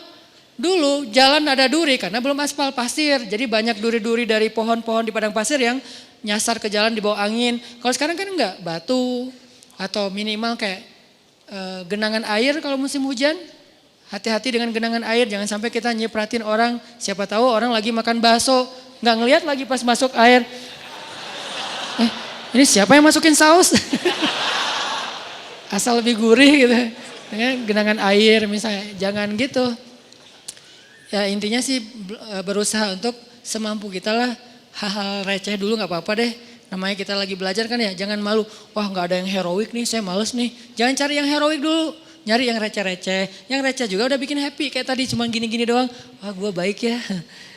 Lo lihat kan gue tadi berhentiin ini ke cewek gitu kan. Kayak merasa, oh lo baik banget sih. Kayak oh iya ya, kegeeran. Padahal biasa aja sih yang kita lakuin, tapi minimal udah la tahkiranna minal ma'rufi syai'a kata Nabi. Janganlah kalian meremehkan kebaikan walaupun kecil.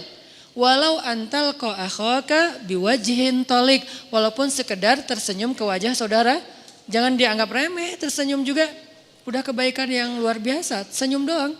Tapi jangan salah sasaran. Karena kalau senyumnya salah sasaran, jadi seburuk-buruk senyum kan ya. Senyum ada pahala, ada yang dosa. Senyumin istri orang, dosa kan ya. Senyumnya tapi sewajarnya, teh gitu. Teteh. Jangan berlebihan lah, biasa aja. Apalagi kalau suaminya tipe yang, ya emang suami itu harus pencemburuan ya. Suami kalau gak cemburuan, namanya apa? Dayus. Jangan salah huruf ya. Dayus, D ya.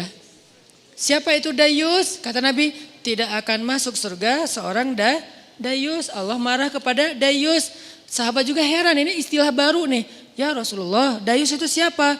Kata Rasul, dayus itu suami yang ketika istrinya melakukan nusyuz, dia gak cemburu. Nusyuz itu apa? Banyak grade. Grade yang sederhana dalam nusyuz, istrinya misalnya chat lebih dari jam yang ditetapkan. Misalnya kayak agak menurut saya berlebihan lah. Seorang cewek chat sama cowok yang bukan muhrimnya bukan karena darurat jam 11 malam. Harusnya batasnya jam 10 malam. Ini SOP ya buat cewek-cewek. Jangan chat ke cowok yang bukan muhrim kita lebih dari jam 10 malam. Chat itu kan jaringan pribadi kan. Diterjemahin japri lah. Panjang amat. Chat itu kan japri. Jadi kita kayak ngobrol berdua. Nggak darurat, kecuali darurat. Ada urusan penting, urusan kerjaan, urusan sosial, urusan apa lagi. Tapi bukan modus. Nanti jangan lupa ya sebelum tidur baca 100 ayat. Soalnya kata Nabi, pakai bawa Nabi lagi ya. Siapa yang sebelum tidur baca 100 ayat, maka dia dicatat sebagai orang yang tidak lalai, kan gitu kan. Karena siapa yang selalu dalam keadaan zikir berarti Allah ingat dia. Fadkuruni adkurkum. Berarti siapa yang sebelum tidur baca 100 ayat, Allah ingat dia sepanjang dia tidur. Sehingga dia tidur dalam keadaan diridhoi oleh Allah.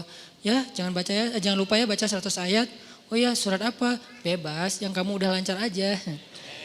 Atau kalau misalnya kamu ngantuk, aku aja bacain mewakili kamu. Apa gitu kan ya. Nah ini namanya modus. Jangan di follow yang kayak gitu-gitu. Oke, jadi jangan lebih dari jam 10 kecuali darurat. Nah suami yang gak cemburu istrinya chat terus cekikikan terus emotikonnya guling-guling apa. Nah ini enggak benar nih. Berarti dia udah mulai kena penyakit dayus, harus cemburu. Enggak ada apa-apa kok, bukan kita curiga sama istri kita atau sama cowok itu. Kita enggak suuzon sama mereka berdua. Kita suuzon sama setannya. Mereka dua-duanya orang soleh. Yang satunya ustadz lagi tuh. Ustadz, saya lagi sedih nih. Hati-hati, ustadz juga manusia. Saya dipanggil ustadz. Ustadz pernah tergoda? Hampir. Untung, enggak astagfirullahaladzim. Wudu gitu. Tapi nyesel, kenapa nggak disambung 5 menit lagi. Ustadz juga manusia. Jangan mengkultuskan Ustadz. Ustadz mah insya Allah gak apa-apa. Jangan. Kita gak curigain Ustadz, kita gak curigain ceweknya. Kita curigain setan yang ada di antara mereka. Dan setan itu yajri majrad dam, mengalir di dalam aliran darah kita. Dia tahu banget kelemahan kita di apa. Ada yang kelemahannya emotikon, dia tahu. Akhirnya dibisikin, lo bilang ke orang yang ada di dalam, yang lo sembunyi di tubuh dia. Kan setan kayak saling hati-hatian gitu kan. Roger gitu apa. Setan kan saling kontak-kontakan kan, mereka live terus online. Lo di tubuh dia, gue di tubuh dia ya. Ya udah kita bagi tugas. Kelemahan dia apa? Emotikon. Emotikon yang mana? Yang guling-guling, yang berdarah-darah air mata. Akhirnya, aku lagi sedih nih habis dimarahin suami. Oh, biasa itu ujian rumah tangga. Mulai curhat. Lama-lama, kok Ustadz ini enak diajak curhat ya? Gak seperti suami saya mah orangnya cuek. Kalau Ustadz orangnya pengertian, dia bisa menghibur saya, Masya Allah. Jadi nyaman, gak ada pikiran macam-macam, nyaman doang nih. Nyaman chat, ada masalah lagi, chat lagi sama Ustadz. Dan Ustadznya juga kayak awalnya juga berbaik hati. Kasihan juga mau ngasih motivasi, biar kasih hadis, ngasih ayat. Tapi udah jam 10 Ustadz. Ini udah jam 10, udah gak boleh lagi urusan privasi. Kalau mau chat kan bisa besok. Pagi-pagi habis subuh, Ustadz mohon maaf. Kalau perlu bahasanya kaku, gak ada titik-titik, gak ada koma. Udah aja kaku, kalau perlu semuanya kapital. Saking kakunya gitu. Jangan ada yang dikasih bunga-bunga, titik-titik panjang, terus misalnya hurufnya didobel-dobelin gitu. Ustadz, bahaya. Ya. Ini jarang kan Ustadz buka kartu kan? Bahaya. Karena ada Ustadz yang jadi korban ada, tapi kita nggak boleh menjudge. Yang mana Ustadz? Itu ya Ustadz? Enggak, saya nggak mau menjudge ya. Tapi ada kasusnya ada aja. Ini nih dunia fitnah kan? Kita kan ngelihat Ustadz itu suci di atas mimbar. Di belakang mimbar, ya gitu deh. Ya manusia maksudnya, manusia sama kayak kita. Kelemahannya sama. Mudah-mudahan kita berbaik sangka dia lebih soleh. Tapi sesoleh-solehnya dia, bukankah di Bani Israel itu ada orang yang ahli ibadah 100 tahun. Ibadah terus. Ujungnya apa? Zina, membunuh, syirik. Gara-gara apa? Gara-gara tadi tuh disebut dengan talbisul iblis. Makanya bahasanya wala tattabi'u khutuwat, bukan khittah, tapi khutuwat. Khutuwat itu jamak dari khittah. Langkah-langkah, bukan satu langkah. Setan itu gak nyuruh kita langsung bikin dosa. Itu satu langkah. Nyuruh kita pelan-pelan dulu. Kalau perlu berpahala dulu. Jadi dia ke kanan dulu. Baru nanti muter ujung-ujungnya tanpa kita sadari udah di kiri. Gitu caranya, bukan lo ke kiri. Enggak, kita gak mau. Zina lo, gak mau dong. Tapi kasihan dia bantuin. Ke kanan kan? Bantuin. Dia kayaknya lagi labil banget daripada dia bunuh diri. Ya udah deh gue temenin. Chat sampai jam 12 malam. Kanan, chatnya pelan-pelan. Ayat dulu keluarin. Hadis, lama-lama nasihat pribadi. Kok kata-katanya bagus? Ya kata-kata saya sendiri. Oh Ustadz ini bijak sekali. Mulai ke tengah, ujung-ujungnya ada di kiri. Itu terjadi. Berapa lama dari sini ke sini? Bisa seminggu, bisa sebulan, bisa setahun. Yang jelas usaha dari sini ke sini tuh seumur hidup kita dia usahain terus sama si setan teh. Dia nggak akan berhenti. Kita udah ke sini, udah sampai di sini, sadar balik lagi kan? Diusahain lagi. Dia nggak akan berhenti sampai kiamat. Itu perjanjiannya dengan Allah. Akan aku sesatkan cucu-cucunya Adam sampai hari kiamat. Kalau dunia batas waktunya kiamat, kalau kita batas waktunya sakaratul maut. Jadi nggak ada batas waktu, terus saja. Mau ustadznya udah kakek-kakek juga sama. Sebelum meninggal berarti masih ada kesempatan diginiin. Dia nggak akan nyuruh nyebrang ke sana. Khutuwat. Khutuwat itu langkah-langkah yang panjang, yang banyak. Mungkin 1000 langkah, mungkin 2000 langkah. Yang jelas goalsnya ke sini nih. Tapi langkahnya ke kanan dulu. Itu talbis namanya. Talbis itu tipuan. Ada Bani Israel. Gimana ceritanya? Masih boleh dikit cerita? Jadi ada 3 orang pemuda, soleh-soleh semuanya. Mereka punya 1 adik perempuan, berempat. Yang paling bungsunya cewek, cantik, masih jomblo, single. Bukan jomblo, single. Karena dia biasa aja gitu dengan kesinggelannya. Nah 3 cowok ini dapat tugas militer. Karena negara mereka itu ada wamil, wajib militer. Ada peperangan, mereka diserang. Akhirnya dia 3 cowok ini dipanggil untuk ikut berperang. Mereka khawatir gimana dengan adiknya yang perempuan. Siapa yang akan jaga, ini cerita dari hadis. Bukan fiksi. bukan fiktif. Fiksi beda lagi. Bukan fiktif gitu. Cerita dari hadis. Nah, karena mereka nggak tahu gimana cara ke siapa harus menitip adik perempuannya, keluarganya di luar kota nggak ada yang di situ, susah gitu. Pokoknya intinya nggak ada yang mereka percaya selain seorang ahli ibadah yang ada di negeri mereka. Cuman beliau ini nih yang paling soleh, paling amanah, paling baik. Bukan ustadz biasa lah, ustadz legend lah ya. Udah senior banget lah ya. Nah akhirnya mereka sepakat bertiga, kita titipin aja adik kita ke syekh itu. Datanglah ke syekh ini. Datang, kalau nggak salah namanya Barsisa, nama syekhnya, Syekh Barsisa. Kami dapat tugas militer, kami ingin menitipkan adik perempuan kami di rumah Anda. Karena tidak ada yang kami tenang menitipkan adik perempuan kami kecuali kepada Anda. Syekhnya nolak. Ya wajar dong, orang soleh takut fitnah kan. Astagfirullahaladzim, saya nggak bisa, saya nggak pernah menampung kebenaran. Syekh ini juga nggak pernah nikah, saking sibuknya dengan ibadah, saking solehnya gitu.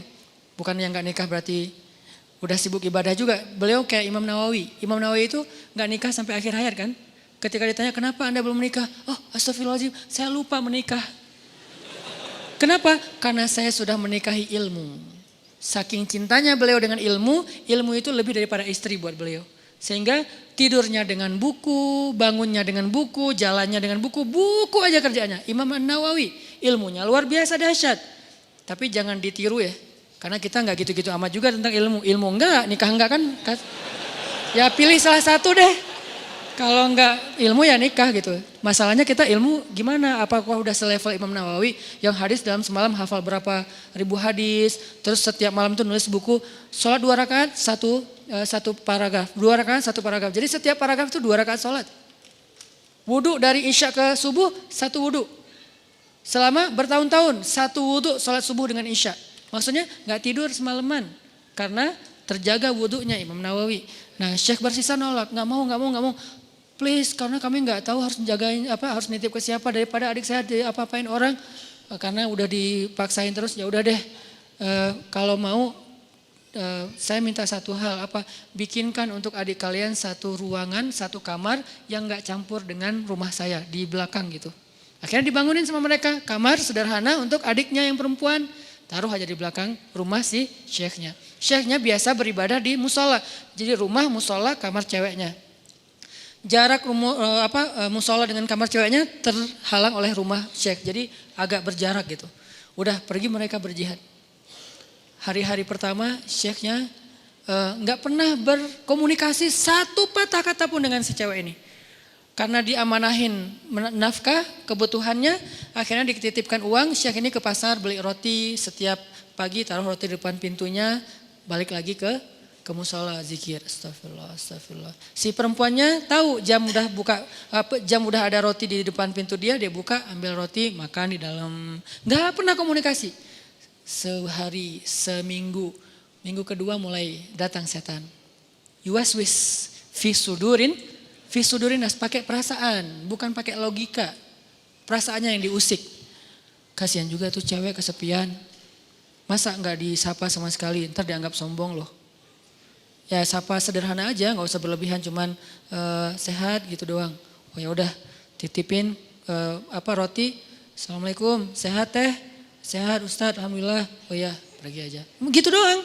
Jadi kayak japri, sehat, udah. Nggak pakai emoticon. Jadi benar-benar kayak tiis aja gitu kan ya, dingin aja nggak ada apa-apa gitu. Zikir astagfirullahaladzim. Besok datang lagi setan. Masa cuma nyapa doang, siapa tahu dia pengen sesuatu tapi nggak berani ngomong karena kaku. Ya lebih lemes lagi lah, biar siapa tahu si cewek ini butuh apa nanti dia bisa ngomong karena nggak malu. Oh iya juga sih. Teh sehat ya, kalau butuh apa-apa kasih tahu saya ya. Oh iya Ustadz makasih. Nah ini kan nih.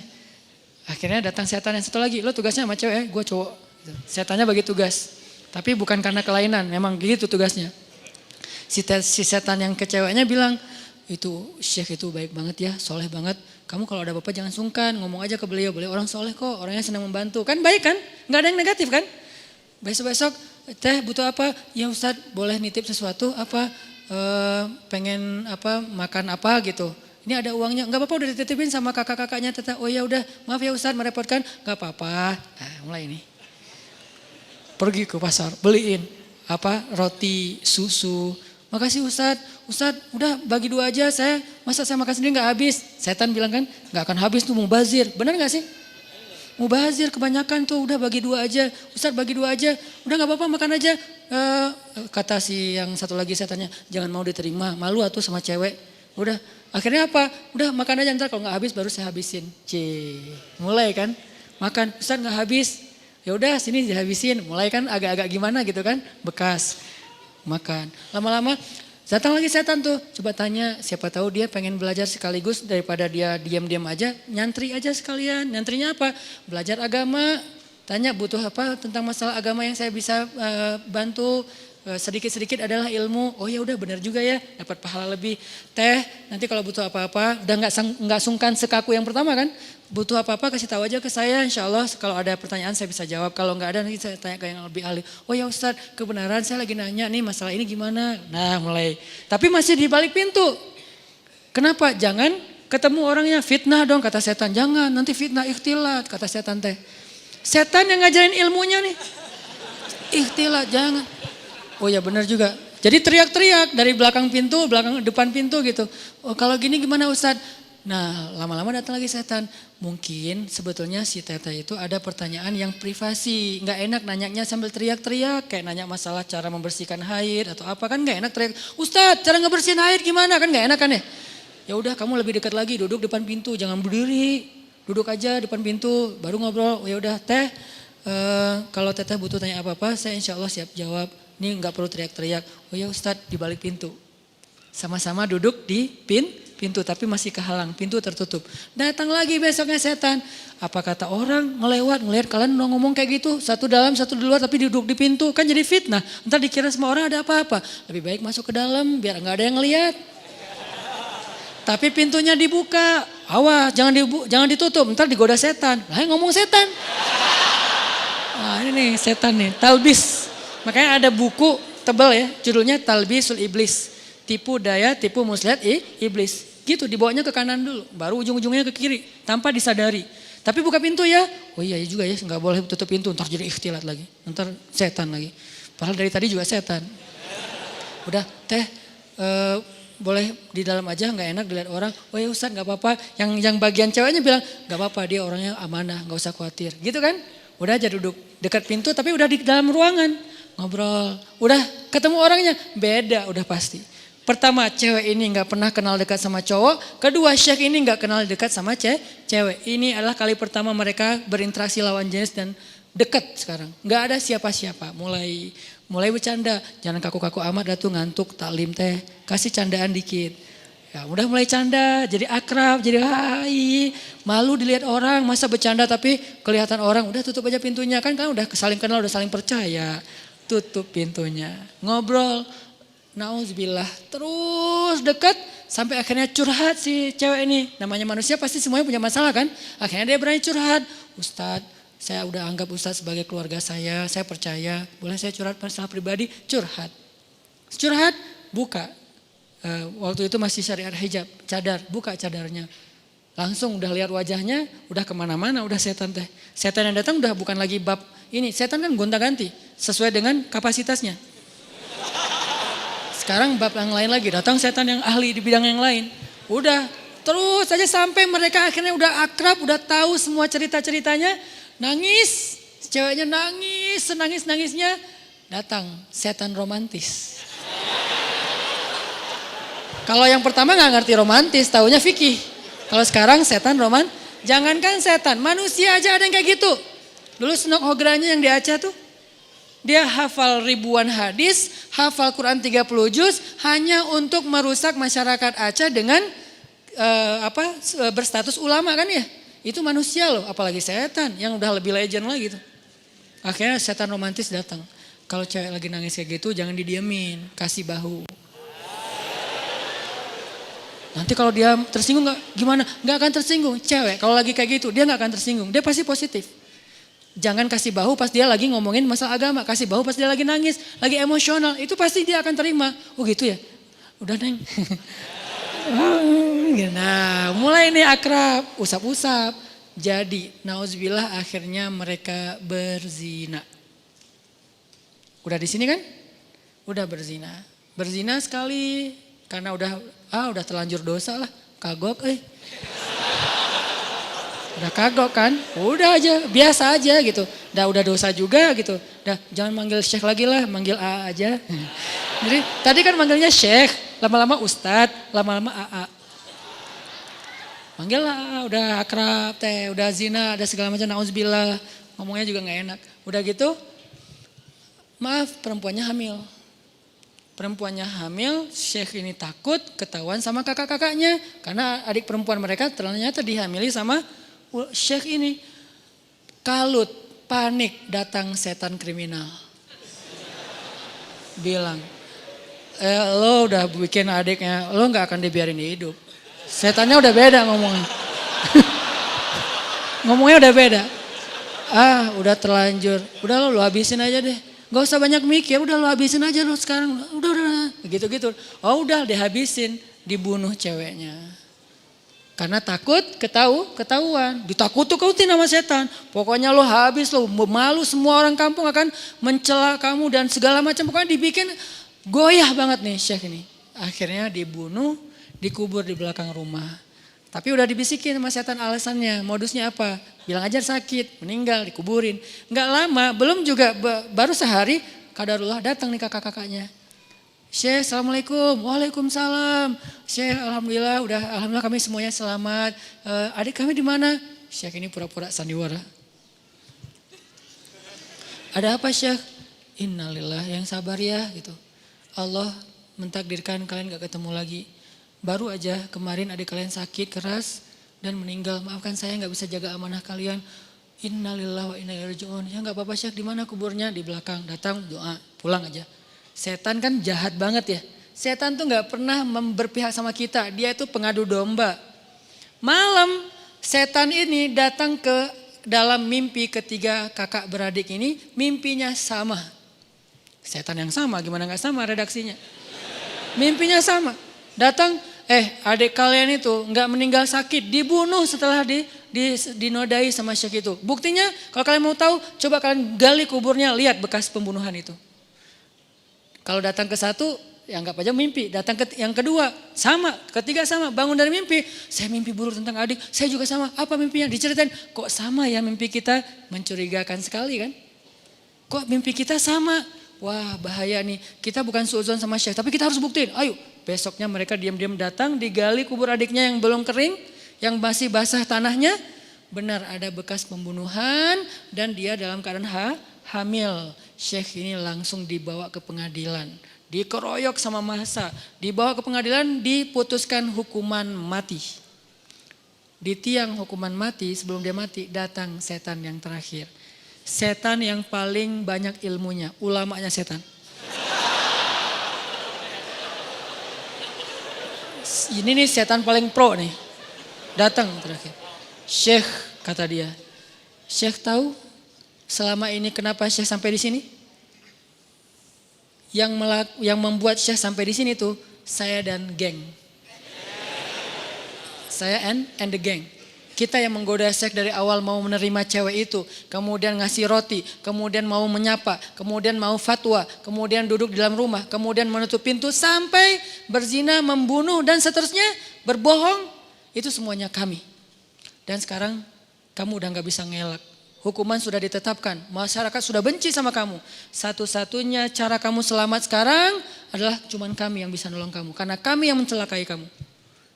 Gimana cara saya bisa selamat? Tunduklah ke saya. Sujud. Kalau kamu sujud ke saya, maka kamu akan kami selamatkan. Ini kesempatan kamu yang terakhir. Itu pedang untuk memancung dia itu udah siap. Orang kayak gitu kan labil banget.